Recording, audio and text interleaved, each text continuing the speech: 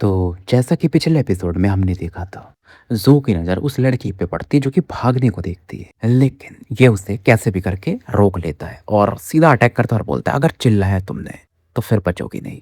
अब आगे आगे बढ़ने से पहले यार चैनल को लाइक सब्सक्राइब करो, वीडियोस को लाइक करो और हाइप करके ऑप्शन आता है जब आप वीडियोस देखते होगे, तो वीडियोस को हाइप करो ताकि और ज़्यादा व्यूज़ आ सके। तो ज़ू तो देखो वैसे भी उस दिन इरिटेट हुआ था इस लड़के से, क्योंकि ये क्या कर रही थी, जो बहुत सारे लोग आ रहे थे इसकी तरफ आकर्षित करने की कोशिश की थी ना, कि भागो नहीं ये लोग हमारे पीछे हैं ऐसा करके।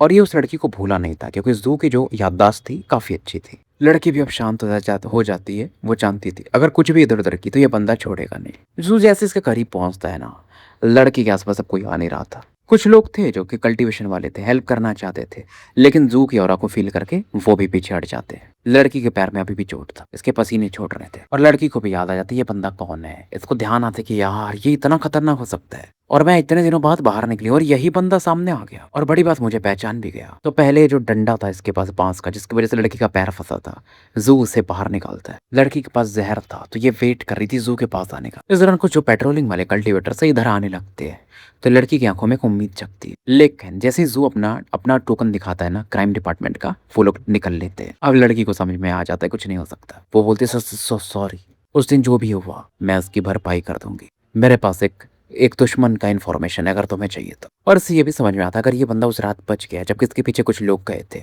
मतलब ये कितना तगड़ा होगा। अब जब जू फिर भी कुछ जवाब नहीं देता है तो ये बोलती है मैं बात कर रही हूँ मास्टर ग्रीन क्लाउड का। उन्हें बेसिकली कुछ समय पहले ही क्लाउड टेक्ट से बाहर निकाला गया है और वो एक सराय में रुके हुए हैं। ये वही जगह जहाँ मैं और तुम पहली बार मिले थे। अब जू कहता है किस प्रकार का अपराधी है, और इस दौरान इसके पास वो जो लिस्ट थी ना, बाउंटी लिस्ट, उसमें नाम देखता है। वहां पर इनका नाम था और इनके नीचे नाम के मतलब सामने में लिखा हुआ था 20 स्पिरिचुअल स्टोन। लड़की बोलती मुझे इतना भी पता है कि तुम लोगों का जो क्राइम डिपार्टमेंट है, तुम लोगों का मतलब इसको तो नहीं पता था ये बंदा किसमें है, कि क्राइम डिपार्टमेंट जो है ना वो नाइट ऑफ के बारे में रिसर्च कर रहा है। मुझे पता है वो लोग कहाँ रहते हैं नाइट ऑफ वाले, क्योंकि लड़की को अपनी जिंदगी बचानी थी तो वो भाई बताएगी, पूरा चीजें एक्सप्लेन कर देती कहाँ पर वो लोग छिप के रहते हैं। अब जू क्या करता है कि इसको स्पिरिचुअल कॉइन देता है कि ऐसा कभी भी इंफॉर्मेशन रहे तुम्हारे पास तो यहीं पर मुझसे मिलना। लड़की थोड़ी सी डर जाती है कि ये एक तरह से स्पाई का काम कर रही है ना फिर तो, लेकिन फिलहाल मान जाती है। अब ये निकल जाती है। जो यहीं खड़ा था और सोच रहा था, इसको फर्क भी नहीं पड़ता है कि लड़की ने जो इन्फॉर्मेशन दिया सही है या गलत है। इसका यही था कि भाई अपनी जो डिपार्टमेंट है उसमें बता दूंगा, वो लोग खुद इन्वेस्टिगेट कर लेंगे कि सही है या गलत है। इसका पेट्रोलिंग खत्म हो रहा था और धीरे धीरे सूर्यास्त का समय नजदीक आ रहा था। अब ये वहीं जाता ना एक दिन जहां रात में रुका था जिस सराय में, अभी भी दिन का समय था लेकिन वो खुला हुआ था, लॉज भी हम बोल सकते हैं, और खाली था। दूर से इस लॉज को देखता है फिर वापस चला जाता है। लेकिन जू का एक अलग चीज था, जो इसने कॉइन दिया था उस लड़की को उसमें जहर था और 3 दिन बाद उस लड़की को उसके एंटीडोट की जरूरत पड़ेगी। तो जब अपने डिवीजन में वापस आता है तो बहुत सारे कॉन्स्टेबल्स तो काफी कोल्ड थे, इसको बात भी नहीं करते, लेकिन एक मिडिल एज मैन थे जो कि इसको बोलते हैं चलो बैठ के पीते होते हैं। लेकिन जू फिर भी मना कर देता है, भाई क्या पता ये पिला उला के कुछ कांड कर दे, मार सकता है, लूट सकता है, बहुत सी चीजें। और आज के दिन ये अकेली रहना चाहता था, उसके लिए स्पेशल दिन था। और उसको देखो दवाई की दुकान पे भी जाना था, कुछ पौधे वौधे खरीदने थे ना, ताकि इससे वो वाइट बॉलूसिस बना सके। और बनाने में अगर ये सफल हो गया, क्योंकि अभी तक बना नहीं पाया था, तो फिर ये उन्हें बेच के अच्छे पैसे कमा सकता है। इसके ब्लैक बॉलूसिस भी खत्म हो रहे थे, जहर भी खत्म हो रहे थे, जहर के पाउडर। तो इन सब चीज़ों की भी इसको जरूरत थी, एक्सपेरिमेंट से ही बना सकता था। तो ये दुकान पे जाता है जहाँ पर बहुत सारे कस्टमर्स थे, और जो भी कस्टमर्स थे अपने कल्टीवेटर्स ही थे, जो कि वो ग्रे वाला कपड़ा पहन के थे। एक बंदा मतलब खरीदारी कर रहा था, 16-17 साल का था, कपड़े उसके काफी टाइट थे और अंगड़ाइयां भी ले रहा था। पौधे उसने अच्छे खासे खरीदे थे, लेकिन जू इतना समझ जाता है जैसा वो रखता है ना पौधों को, कि इसको इसकी कोई समझ नहीं है। देखो कुछ पौधे ऐसे होते हैं जिनको एक दूसरे के साथ नहीं रख सकते आप, लेकिन ये ऐसे बस भर देता है। और उसके बाद भी वो बोल रहा था दुकानदार से इतने कम पौधे। तो फिलहाल ये जो भी था इसको समझाता है। इसके बाद दुकान वाला अब जू से की तरफ देखता है और बात करता है, और जू बोलना शुरू करता है मुझे 10 साल वाला मॉथबोर्न फ्लावर चाहिए, फिर गोल्ड विक पौधा चाहिए, ऐसा मतलब अपना बताता है पूरा, वन लीफ क्लॉवर्स और जो भी चीजें। जहरीले पौधे का भी फिर ये नाम लेता है। फिर कुछ rod cloud mud, black gem thorns वगैरह के बारे में भी ये पूछता है। दुकानदार अचंभित हो जाता है, क्योंकि ज्यादातर जो लोग आते हैं अगर डिसाइपल्स हैं वो, तो वो क्या करते हैं यार, पिल्स सीधा खरीदते हैं।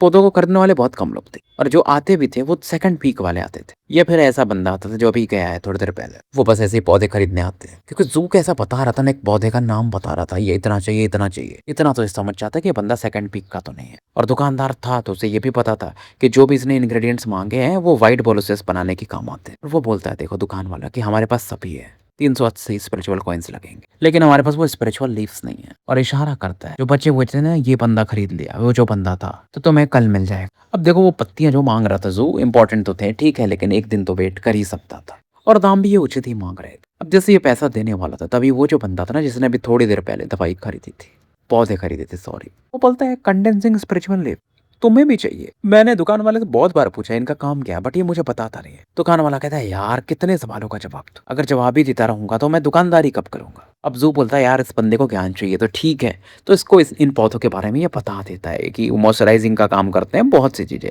अब मैं देखो हर चीज तो नहीं बताऊंगा। लड़का वो काफी खुश हो जाता है और इसको वो पौधे दे देता है। जू मना करना चाहता था, बट वो बोलता है नहीं नहीं।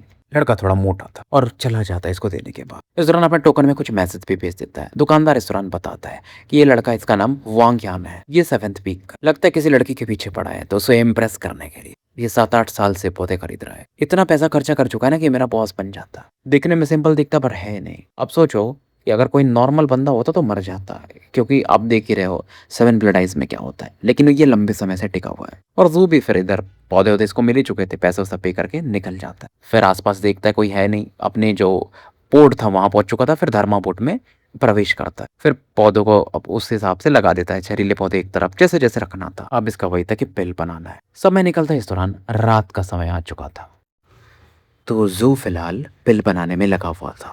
प्रोसेस बता के मतलब नहीं थे, इसको पता था किसमें कितना क्या मिलाना है, धीमी आंच पे कब पकाना है, मतलब कब तेज आंच पे पकाना है, सब इसको पता था। एक लिक्विड के फॉर्म में धीरे धीरे वो जो पिल्स थे वो पूरे पौधों को मिला लेता है। गल चुके थे और धीरे धीरे वो सूख के एक बड़े से पिल में बन जाते हैं। और इस बार जो पिल बना था ये सफल हो चुका था व्हाइट बोलूस बनाने में। ग्रैंड मास्टर भाई के लेक्चर्स भी से याद आते हैं। अब आज इसके लिए स्पेशल दिन था, तो पुराने दिन भी ये याद करता है। इसके हिसाब से कि भाई अब तो वॉयलेट लैंड्स में आ ही चुके होंगे। फिर तीरंदाज और वो ग्रेसफुल कहाँ पे पहुंचे होंगे, इसे ये भी नहीं पता था। क्या सर्जेंट के जो मेन जगह ग्रेव है वहां पे क्या पौधे उग चुके होंगे। मुझे वो उम्र बढ़ाने वाला पौधा भी नहीं मिला। अब देखो अकेले रहने की आदत हो गई थी, था तो बच्चा, इमोशंस तो रहेंगे, इंसान हो आप। फिर से याद आता है कि गांव में जहाँ पे रहता था पहले बस्ती में, वहां पे कोई विद्वान आदमी थे, उन्होंने कहा था अगर तुम पुरानी चीजों को याद करना शुरू कर दे रहे हो मतलब तुम बड़े हो रहे हो। जो इस दौरान अल्कोहल वल्कोहल अपना पी रहा था, चंद्रमा के साए में आराम से बैठ के शांति से, और यही सब कामना कर रहा था कि सर्जेंट की आत्मा को शांति मिले, अच्छी जर्नी हुए हैं फिर में, भाई स्वस्थ रहे, लंबी उम्र रहे, और खुद को ये हैप्पी बर्थडे बोल रहा था। जू जो था ना अब 15 साल का हो चुका था, लगता था 16 साल का बट था 15 साल का। बर्थडे अकेले मना रहा था, लेकिन इस बार मदिरा पान करके। आदत लग गई थी सर्जेंट की वजह से शायद। ये जरन बोलते हैं अगर मैं जिंदा रहा तो जरूर एक नहीं दिन मम्मी पापा से मिलूंगा ही, तो मुझे स्ट्रॉन्गर बनना पड़ेगा। चंद्रमा की तरफ देखता है और फिर से कल्टीवेशन में लग जाता है। समय गुजरता है, समय निकल रहा था। दिन में जाता था पेट्रोलिंग करने, रात में अपना पिल बनाता था और कल्टीवेशन में समय देता था। लेकिन अब स्पिरिचुअल स्टोन्स भी ये यूज कर रहा था अपने कल्टीवेशन के लिए। फिर भी ना इसका प्रोग्रेस जो था थोड़ा स्लो हो चुका था, लेकिन 6वें से 7वें लेवल पे फाइनली ये पहुंच जाता है। बाकी लोगों से फास्ट था, लेकिन फिर भी इस कल्टीवेशन का स्पीड स्लो हुआ था। और उसको पता था अगर ये अपने पुराने वर्जन से फाइट करे, जब ये 7 ब्लड पहली बार आया था, तो ये 30 सांस से या उससे कम में मार सकता है खुद को। लेकिन अभी भी वज्रा सेक्ट के जो पैट्रियार्स थे उनके मारने लायक नहीं हुआ था। और इरादा यही था ना कि थोड़ा स्ट्रांग हो जाए तो जाएगा उनसे बैटल करने, क्योंकि वो एक सांप की तरह है, या बोल लो तलवार की तरह है बंदा, गोल्डन पैट्रियार्च, जो उसके गर्दन पे लटक रहा है। धर्मा बोर्ड पे भी ये थोड़ा रिसर्च कर रहा था कि इसको अपग्रेड कैसे करना है, और धर्मा बोर्ड को बहुत अच्छे से कंट्रोल करने लगा था। धर्मा बोर्ड को अपग्रेड करना इसका इरादा था।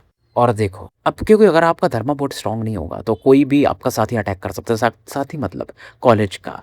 तो डिफेंसेस तगड़े होने चाहिए, बोर्ड फास्ट होनी चाहिए, बहुत सी चीजें रहती है। पिल्स भी बना रहे हो आप तो आपको प्राइवेसी भी चाहिए। समय बीतते और जू ना बहुत सारे व्हाइट पॉलिसीज और ब्लैक पॉलिसीज भी बना लेता है। ब्लैक पॉलिसीज आपको पता है इसका ट्रम्प कार्ड था, और साथ में जहरीले पाउडर भी बना चुका था। और जैसे जैसे ये पिल्स बनाता ना, इसकी समझ भी और ज़्यादा पड़ते जाती, जितना आप बनाओगे पौधों का कैसे उपयोग करना है, बहुत सी चीज़ें। अब शहर में नए जो जहर बनाता है उनके साथ तो एक्सपेरिमेंट भी नहीं कर सकता था। और अपनी जो टीम थी इसकी, जो क्राइम डिपार्टमेंट की, उसके साथ भी इसकी बॉन्डिंग अच्छी हो चुकी थी। अब धीरे धीरे ये नाइट डोब मेंबर्स को हंट करने वाले थे।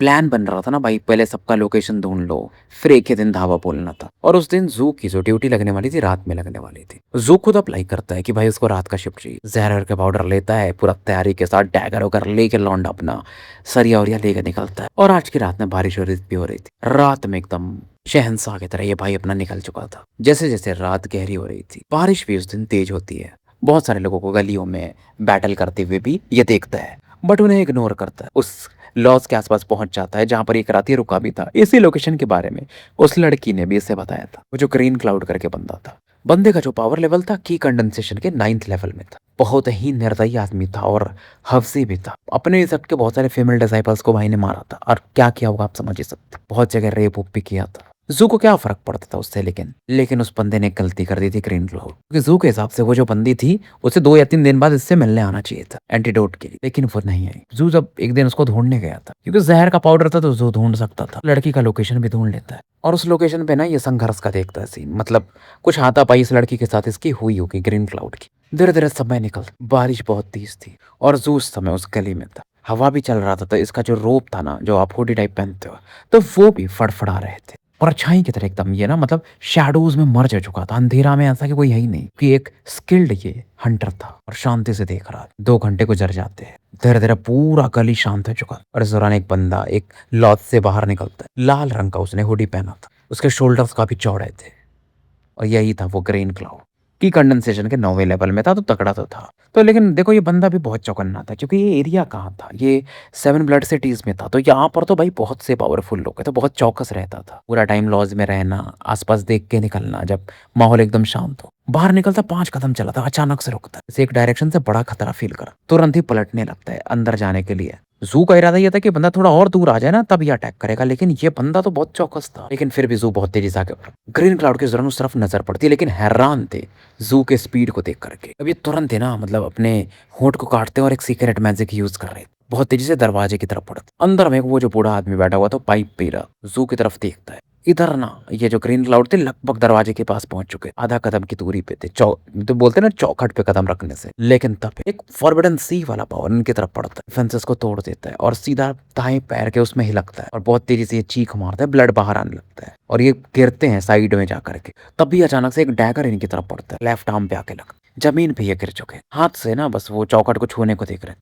कितना भी कोशिश करता है, देखो ये बंदा था तो स्लो। जू आता है और अपने पैर से ना इस बंदे के पीठ पे मारता है, कि जमीन फटने लगती है। इस दौरान इस बंदे का जो रीढ़ की हड्डी होती है वो टूट जाती, काफी दर्द में आ चुका। ओल्ड मैन जो कि अंदर पाइप पे रहा था ना, उसके अंदर से डेंजरस ऑरा निकलती और जू की तरफ देखती। क्या तुम मेरे घर का रूल तोड़ रहे हो? के टेंटेकल्स दिखने लगते, खोपड़ी खुल जाती, तरह से मानो कुछ तो निकल रहा, केचुए के जैसा कुछ तो निकल, काफी जहरीला सा था। और वो ऑरा पूरी तरह से जू पर फोकस थी, रस्सी के समान एक ऑरा इसकी तरफ बढ़ी थी, मानो जू को कभी भी बांध सकती। जू को फर्क नहीं पड़ता, दोनों की नजरें मिलती। वो जो म्यूटेंट बीस्ट की ऑरा थी, दूसरी भी ऑरा इस पर लॉक थी, ये तो सीधा ओल्ड मैन की तरफ देखती। और जू के पीछे में ना वो हॉबगॉब्लिन की छाया बनती है, फिर यानी कि इसका वो जो माउंटेन इनकांटेशन था वो भी प्रकट होता है। और साथ में ये जो सी फॉर्मिंग स्क्रिप्चर था, यानी कि कंडेंसेशन वाला, उसकी भी ऑरा यूज करता है। आसपास जो भी बारिश की बूंदें थी ना, वो माना हवा में ही रुक जाती है, गोल गोल घूमने लगती। मतलब ये भी तैयार था कि अगर सामने से आया, और जहर तो इसके हमेशा तैयार रहते थे। और इसकी जो परछाई थी, अगर आपको पता हो, तो वो अंदर प्रवेश कर चुकी थी लॉज के अंदर, ओल्ड मैन के पैर के पास थी। और जो बारिश की बूंदें थी ना, वो एक तलवार में बदल रही। जू को फर्क नहीं पड़ता, ये जो ओल्ड मैन के रेसे समान, जैसे वो बंदे ने ऑक्टोपस के पैर यूज किए थे, इन्होंने भी कुछ यूज किया होगा,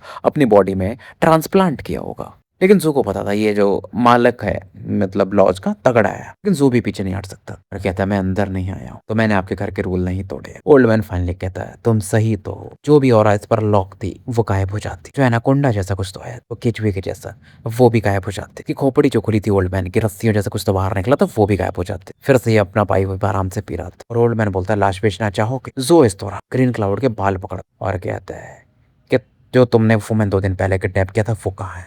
लेकिन इसका ये था, ये थूक मारता है जू की तरफ कि मैं बात तो नहीं कर रहा। जू को गुस्सा आता है, इसका मतलब आप समझ लो, इसका दायां हाथ ही तोड़ने लगता, हड्डियां वड्डियां तोड़ देता, फिर बायां तोड़ने जाता। ये ग्रीन क्लाउड काफी दर्द में था, इसके डांटियान को ही तोड़ देता, मतलब कल्टीवेशन को क्रिपल कर देता है। और बहुत ज्यादा इस समय ग्रीन क्लाउड चिल्ला रहा था। अब इसे जाते हुए देख करके ना, क्योंकि अब ये बंदा किसी काम का नहीं था, वो बोलता ओल्ड मैन तक, ये बंदा बहुत रुथलेस है। इधर जो भी लोग थे चिल्लाते हुए उसको देखते हैं ग्रीन क्लाउड, और वो लोग भी तंग रह जाते हैं, डर जाते हैं। जिसको कि एक आदमी घसीरा आके, बोलते हैं ना, घसीट के ले जा रहा था। डिसाइपल भी पेट्रोल कर रहे थे कि आवाज सुनते थे इस तरफ बात। ग्रीन क्लाउड को तो पहचान जाते, कौन इसे घसीट रहा उसे भी पहचान जाते। कुछ भी हो भाई, ग्रीन क्लाउड छोटे से का था, लेकिन था तो 9th लेवल का बंदा। जोकिंग ने उसे जनता पकड़ लिया, तो इस बंदे से कौन ही लगेगा। कहीं ना कहीं देखो ये बैटल जो था ना, जोकिंग का नाम यहाँ पर फेमस तो करने वाला था। तो ग्रीन क्लाउड काफी तगड़े आदमी थे, 2 घंटे के अंदर बेहोश हो जाते हैं, और बेहोश होने से लड़की का इन्फॉर्मेशन दे देते हैं। बेसिकली वो लड़की इन्हीं की जासूस थी, मतलब इनके लिए जासूसी करती। और इस बंदे का एक खास बात था, ग्रीन क्लाउड ना अपने जासूस को ज्यादा दिन जिंदा नहीं रखता, मार देता था अपना काम होने के बाद। उस लोकेशन पे फिर जू जाता है जहां पर वो लड़की मरने की हालत में। इस लड़की के पास वो कॉइन भी नहीं था जो जू ने दिया था। लोकेशन काफी सील्ड था, लेकिन जू अपना पहुंच जाता है क्योंकि लोकेशन मिल गया था। लड़की के आसपास भी कुछ लाश मरे हुए थे, एक लड़का और एक लड़की की लाश थे। किसी रिचुअल के थ्रू ये मारता था, एक फॉर्मेशन वॉर्मेशन बना के ग्रीन क्लाउड अपने ही जासूसों को। लड़की इस दौरान आंखें खोलती, देखती कि यहाँ पर ग्रीन क्लाउड बेहोश पड़े हैं और गुस्से में ना इस बंदे के ही, मतलब ग्रीन क्लाउड के ना शरीर को खाने लगती है। इतना गुस्सा, दांत काट के वो मर जाते। लड़की इस दौरान इस बंदे की तरफ देखती, धीरे धीरे शांत हो जाती है और जू के सामने एकदम नतमस्तक हो जाती, मानो एक जेड स्लिप इसे देती। इस टोकन को अगर आप यूज करोगे, उसके अंदर बेसिकली एक फॉर्मेशन था, तो वो आपको तगड़ा पावर दे सकता है। लेकिन उसमें यही है कि लिविंग बींग्स के, मतलब लोगों के इमोशंस को खिलाया जाता, खुशी, गुस्सा, दुख, आनंद या जो भी बोल लो। जू यहाँ से जाने लगता है और कहता है उम्मीद है कि अब से तुम मेरे लिए अच्छे से काम करोगी। और ये इसे एक वो कॉइन देता है फिर से, और एक पिल भी देता है एंटीडोट वाला।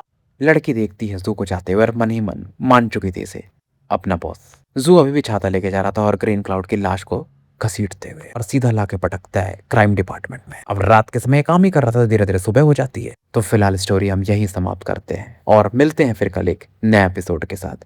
तब तक के लिए मैं आपका साथी एनल कमिस्ट ए के मुसाफिर विदा लेता हूँ।